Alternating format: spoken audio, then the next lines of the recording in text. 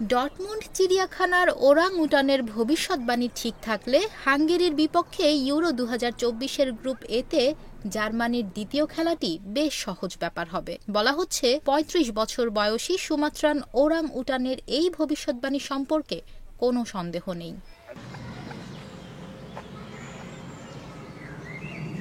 Protein, iron ও fibre সমৃদ্ধ প্রাণ টোস্টের আবেশে সবাই কাছে আসে। মঙ্গলবার ১৮ জুন ওরাং-উটান ওয়াল্টারের সামনে জার্মানি এবং হাঙ্গেরিয়ান ফুটবল স্কার্ফ দিয়ে সাজানো দুটি তাজা ফলের বস্তা রাখা হয়, যেখানে প্রথমেই সে জার্মানি ফুটবল স্কার্ফের বস্তাটি বাছাই করে, যদিও পরে হাঙ্গেরিয়ান স্কার্ফটিও নেয়। চিড়িয়াখানার মুখপাত্র মার্সেল স্ট্যাভিনোগা বলেন, এতে বোঝা যায় যে হাঙ্গেরি শেষ পর্যন্ত একটি সম্মানজনক গোল করতে সক্ষম হবে। ওয়াল্টার ফুটবল ম্যাচের ফলাফলের ভবিষ্যৎবাণী করার জন্য বেশ পরিচিত।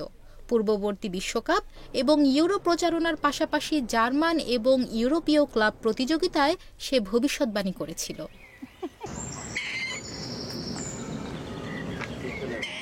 সম্প্রতি জার্মানিতে ইউরো ২০২৪-এর কিক অফে ইউরোর উদ্বোধনী ম্যাচে স্কটল্যান্ডের বিরুদ্ধে জার্মানির জয়ের ভবিষ্যৎবাণী করে সে তার অভিজ্ঞতা প্রমাণ করেছে।